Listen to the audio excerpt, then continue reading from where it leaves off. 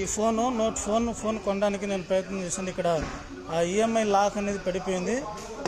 ఈ మేనేజర్ కానీ ఇక్కడ స్టాఫ్ కానీ సరిగ్గా పట్టించుకున్నట్లేదు. ఫ్రెండ్స్ ప్లీజ్ అందరికి షేర్ చేయండి. ఈ మధ్యతరగతి వాళ్ళని వీళ్ళు టార్గెట్లా చేస్తేటట్టున్నారు. వీళ్ళు రాసుకు మాట్లాడితే నీ ఇష్టం వచ్చినట్టు చేసుకో, ఎవరైనా నీట్గా డిగ్నిటీగా డబ్బులు లాగి గట్టిగా జేబులు వేసుకుందామని వీళ్ళు కౌంటరు.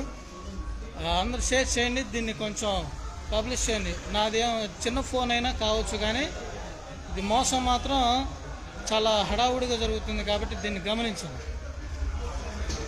ఈ బజాజ్ వాళ్ళ అమ్మ మొగుడు దిగి రావాలి కిందకి, ఆ విధంగా ఉండాలి. దయచేసి ప్లీజ్ షేర్ చేయండి. ఈ మొత్తం ఫోన్లు మొత్తం నాకు తెలిసి మొత్తం మోసం చేసి అమ్మే వాళ్ళే వీళ్ళు. బయట ఒక రేట్లు ఉంటాయి, ఇక్కడ ఒక రేట్లు ఉంటాయి. బయట ప్రాసెస్ ఒకటి ఉంటుంది, ఇక్కడ ఒక ప్రాసెస్ ఒకటి ఉంటుంది.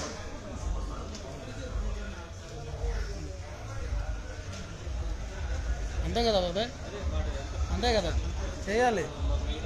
వీళ్ళు మాట అయినపోతే మనం రిక్వెస్ట్ చేశాను, నా 1కి 10 సార్లు రిక్వెస్ట్ చేశాను. ఇప్పుడు ఆ ప్రాసెస్ ఫైనాన్స్ క్యాన్సిల్ చేసుకోవచ్చు, అదే మోడల్లో వేరే ఫోన్ కూడా తీసుకొచ్చని చాలామంది చెప్పారు ఫైనాన్స్ వాళ్ళు. వీళ్ళకేమో మేము ఏమన్నారు. ఇప్పుడు ఎవరో ఎందుకు ఇవ్వరో ఎలా చేయరో చూద్దాం.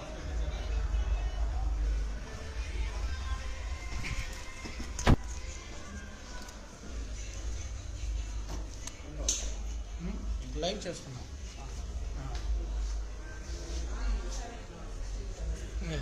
ఇది బజాజ్ ఫైనాన్షియల్ ఎలక్ట్రానిక్స్. ఇది ఇక్కడ దయచేసి ఎవరు రాకండి, ఎవరు కొనకండి. కొనే వాళ్ళతో కొంచెం జాగ్రత్త. ఇక్కడ మేనేజర్ మాత్రం ఫుల్ చోర్ అనమాట. తను ఏం చేస్తాడంటే, ముందు ఎవరైనా చిన్న మిస్టేక్లు అయినా కూడా దాన్ని ఏం చేస్తాడంటే తందే చల్లాలన్నట్టు చేస్తాడు. ఏం చేసుకుంటా చేసుకో, ఏ కేసు పెట్టుకో, కావాలంటే కోర్టులకు తిరుగుతాను అని చెప్పేసి మేనేజర్ కొంచెం రాష్గా పాష్గా మాట్లాడు. నాకు తెలిసి మేనేజర్దే ఇక్కడ మొత్తం క్యూఆర్ కోడ్ తీసుకోకుండా ఏమైంది అది, అప్పుడు ఆ ఫోన్ హ్యాంగ్ అయిపోయిన తర్వాత నాకు ఆ ఫోన్ వద్దు, వేరే ఫోన్ ఇవ్వండి అని చెప్పేసాడు. వేరే ఫోన్ ఇవ్వరంటారు, అదే ఫోన్ తీసుకెళ్ళాలంట. దాన్ని ఇప్పుడు అది ఓఎస్ చేశారు. అలాగా ప్లీజ్ దయచేసి ఈ రీల్ని ప్రతి ఒక్కరికి షేర్ చేయండి.